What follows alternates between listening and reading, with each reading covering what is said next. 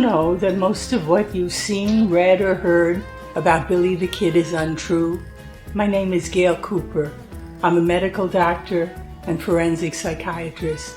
My specialty is murder case consultation for the defense. For 20 years, I've used my expertise to uncover the real Billy the Kid.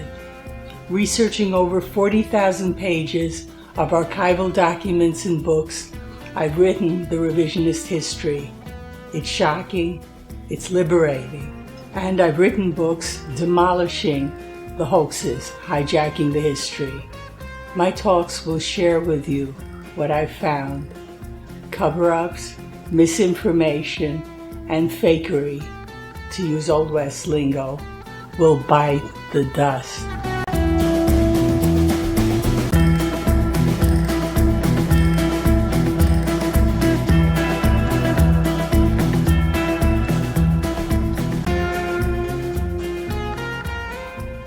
This talk summarizes the original Billy the Kid imposter hoax of Oliver Pleasant, Brushy Bill Roberts. The information is from my book, Cracking the Billy the Kid Imposter Hoax of Brushy Bill Roberts.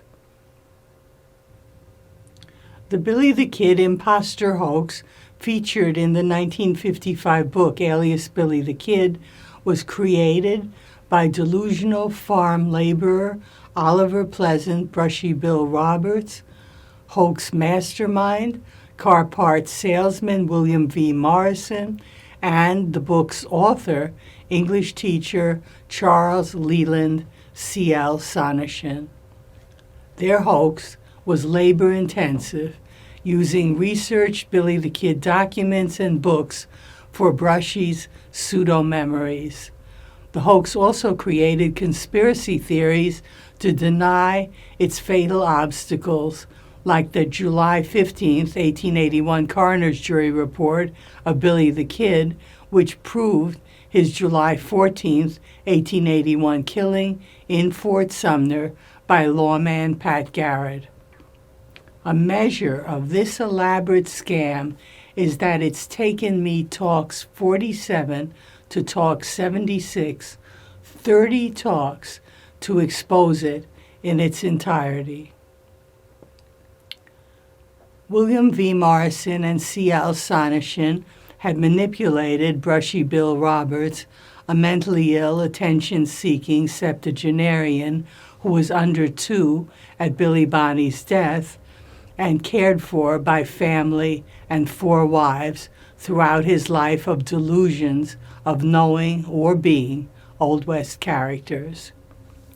Brushy also had a dishonest streak, having added 10 years to his life and changed his identity to Oliver L. from Oliver P. Roberts to fraudulently collect Social Security benefits before adding 10 more years to be Billy the Kid. Brushy's imposter hoax's first publicity stunt was seeking a pardon as Billy the Kid from New Mexico Governor T.J. Mayberry in November of 1950. Brushy's failure as an obvious imposter, followed by his sudden death the next month, left Morrison and Sonneshin free to manufacture a better Brushy to sell their hoax in talks, their book, and hope for movie deals.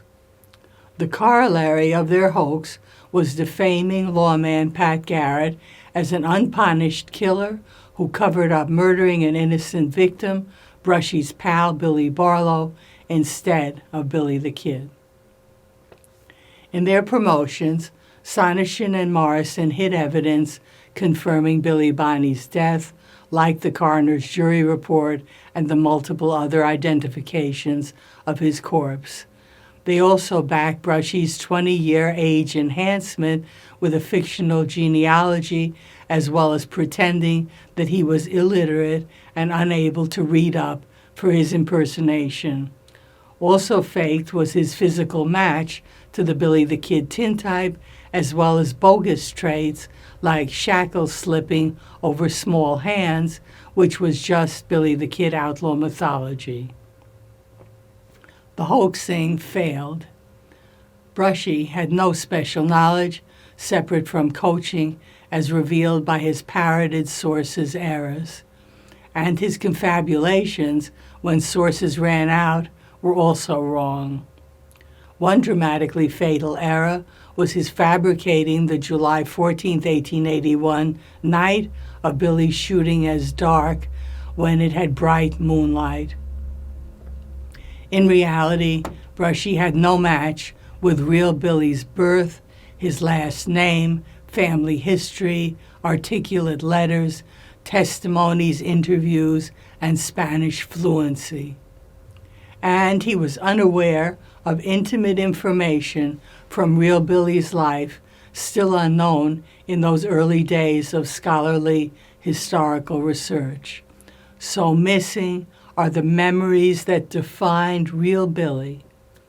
His jailing for robbery and chimney escape in Silver City, his Arizona self-defense killing of Frank Windy Cahill, Billy Bonney as his alias beginning at age 17, his Penasco River Ranch gifted by John Tunstall, his deputizing to arrest Tunstall's murderers, his membership in the anti-Santa Fe ring regulators, his deposition on Tunstall's murder, his being in the regulators' fatal ambush of Sheriff William Brady to save Alexander McSween from Brady's assassination, the Ring's San Patricio massacre, the Lincoln County War freedom fight against the Ring, specifics of his pardon bargain with Governor Wallace, his anti-Ring court testimonies, his guerrilla rustling from Ringites, his near killing by gunslinger Joe Grant, his pursuit by the Secret Service with possible second pardon chance, and his true love, Paulita Maxwell. As to Brushy's promoters, WilliamVMorrison was a profiteering con artist pretending to be an attorney who devised the hoax, prompted, toured, and rehearsed Brushy, and generated fake identity affidavits for him as Billy the Kid. C.L. Sonneshin was a slipshod amateur historian, forging Brushy's words for alias Billy the Kid to better match Billy and to hide his disastrous errors. Sonneshin and Morrison also invented fake conspiracy theories, pretending the coroner's jury report never existed, and misstated obscure documents to fake that Pat Garrett collected his reward by the corrupt Santa Fe Ring and legislature hiding that he hadn't killed Billy the Kid. Though prominent 20th century historians didn't waste their time debunking the obvious hoax, Brushy Bill's family exposed him. In 1987, his niece and caretaker, Geneva Roberts Pittman, made public his birth date of August 26, 1879. Billy's birth year was 1859, and his parents' names. Her father was Brushy's full brother, Tom Roberts, also one of his caretakers. In 2015, Brushy's family member, Royale Hawes, published his book, Brushy Bill, Proof That His Claim to Be Billy the Kid Was a Hoax.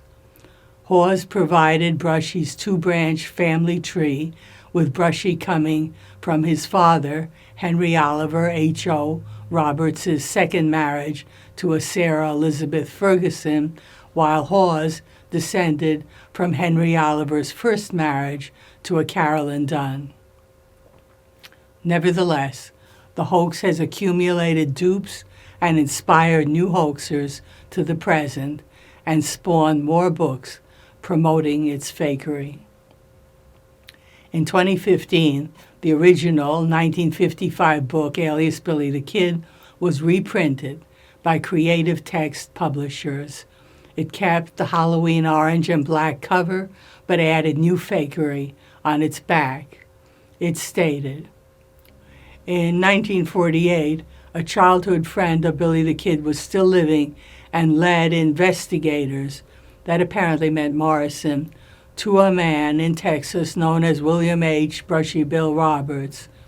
This so-called childhood friend reworked Morrison's claim in Alias Billy the Kid that in 1949, a Jim Hines, whom he'd also made up as being outlaws, Jesse Evans or William Campbell, told him that shooting survivor Billy the Kid was living in Texas. And Brushy faked that his name was William Henry to match Billy. After initially denying it, Roberts finally agreed to confess his identity on the condition the investigator could help him obtain a pardon so he could die a free man. This is the gubernatorial pardon scheme, leaving out that Brushy was declared an imposter.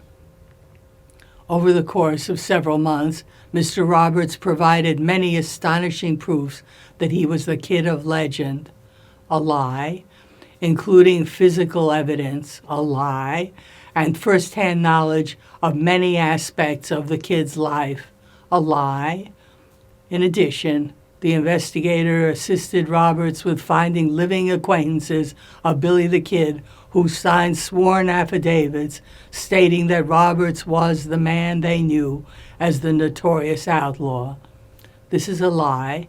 The 5 fake affidavits used are by non-historical people and largely written by Morrison. Actual historical families refused to participate. The big picture and the take-home of the Brushy Bill imposter hoax isn't just that it's a pack of lies calculated by Brushy, Morrison, and Sonishin to scam suckers. As I said at the start of these talks, Brushy's, Morrison's, and Sonishin's ignorance left them reliant on creating their Billy the Kid persona from outlaw myth articles of Billy's day, dime novel-style books and articles on Billy the Kid, and early cowboy movies. So their Brushy, as Billy, is a boring, offensive, and generic bad guy gang leader, cattle rustler, and killer. He's a man without a cause, a racist motivated by petty revenge and propelled by self-pity. And the Brushy hoax topped off that wrong portrayal by claiming that Billy the Kid was Brushy's alias. In reality, the moniker Billy the Kid was real, freedom-fighting Billy's hated symbol of his unjust outlawing, bestowed by the Santa Fe Ring to publicly brand and denigrate him for capture and hanging or for killing outright. And, as will be seen, the Brushy hoax's trajectory into the future generated compulsively ignorant dupes shunning historical evidence and profiteering charlatans so ruthless and law-breaking that they would have surprised Shady, Morrison, and Sonishin as being their successors. And hovering behind it all remains real Oliver Pleasant, Brushy Bill Roberts, unaware of real Billy Bonney, but radiating the madness that blighted his life and now blights the magnificent real history. My talks to follow will debunk recyclings of the Brushy Bill imposter hoax by the next generations of dupes and profiteers.